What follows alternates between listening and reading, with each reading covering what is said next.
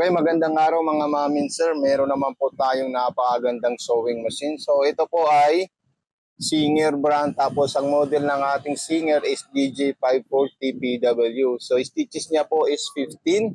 Then ito po ay automatic push button mga mamin sir. At saka running good condition po ito. Okay, so all-in-one na sewing machine po ito mga mamin sir. So subukan po natin lahat yung ating stitches dito. Okay. So unang-una po mag-step up po tayo kung paano po tayo maglalagay ng sinulid sa taas. Itataas naman po natin muna yung ating pressure foot at meron po siyang kompletong accessories mga mamin sir with transformer na po yan, okay? Yung mga magtatanong po dyan mga mamin sir is price lang po ito is 4,500 pesos po. Okay? So may voucher discount pa po yan pag kayo po ay nag-message sa akin at nag-PM, lalong-lalo na kung kayo po ay mag-order. So ayan po siya, may step by step kung paano po tayo maglalagay ng sinulid sa ating sewing machine. Okay, so ayan, dire-diretso lang po dito at saka dito. Then mayroon po siyang automatic shooter thread mga mamin sir. Ganyan kaganda itong sewing machine natin. Gagamitin natin mga mamin sir yung automatic shooter thread. So ayan po, then gaganon lang po natin siya. At siya na po yung magpapasok ng sinulid sa butas ng karayom. So ayan po siya mga mamin sir. Ayan, solid na solid po ito at saka pang malakasan na sewing machine po ito with heavy duty na po itong sewing machine natin. Okay, wag po kayo mag-alala mga mamin sir kasi meron po tayong 1-year warranty dito na may free demo tutorial po tayo sa mga stitches kung paano po siya gagamitin. Okay, so ayan, maglalagay po tayo ng tela. Okay mga mamin sir, so unang step po natin, ituturo po natin sa inyo kung ano po yung function nito. Ito, at saka yung dalawang button dyan. So ito po ay atras abante for straight line sewing machine. Then ito naman po is distance for spacing. Then option or selector ng ating mga stitches width and length. Dito naman po speed control. From right po siya is mabilis, then medium, then high.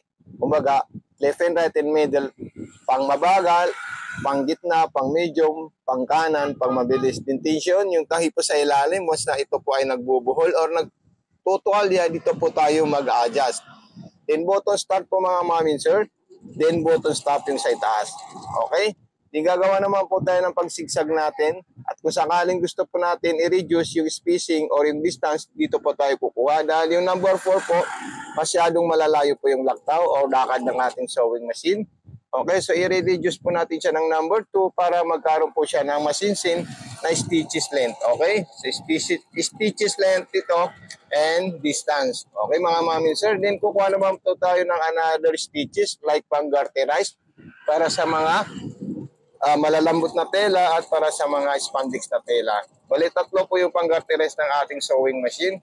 Siya po ay may V-shape na left and right at meron po siyang W-step na zigzag. Okay, so ito po siya. Kukunin natin yung W-step na zigzagger niya. Pinakamagandang tahi po yan sa mga spandex na tela po mga mamin sir. Then may pang-aging din po yan mga mamin sir. Okay, hindi lang po siya pang-aging kasi meron din po siyang pang-lining, pang-hemming at pang-piping. So ayan po mga mamin sir yung ating stitches length para sa ating sewing machine. Okay, kung kayo pa may katanungan, huwag po kayo mahihiya mag-PM sa akin at saka mag-message para maalalayan po namin kayo at matulungan namin kayo kung sakaling may gusto po kayong sewing machine. So ito po yung pang-hemming niya. Then sumunod naman po dyan is yung pang-aging at meron din po itong pang-button holder na automatic mga mamin sir. Okay?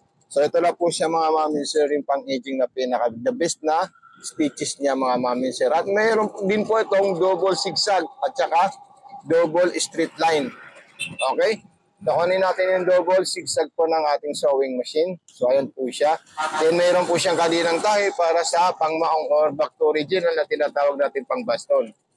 So ito po siya. Ayan. Hindi po siya ordinaryong panahi, kundi siya po ay back to original na panahi para sa mga maong.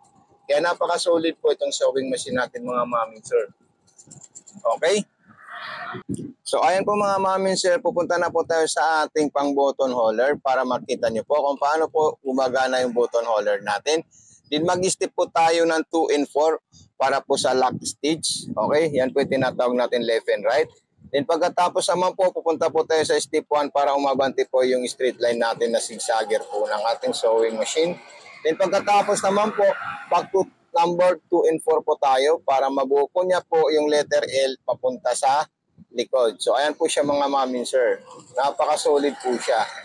Okay? Tapusin natin sa kanya. So ito siya mga mami sir. Pwede niyo po siya i-check.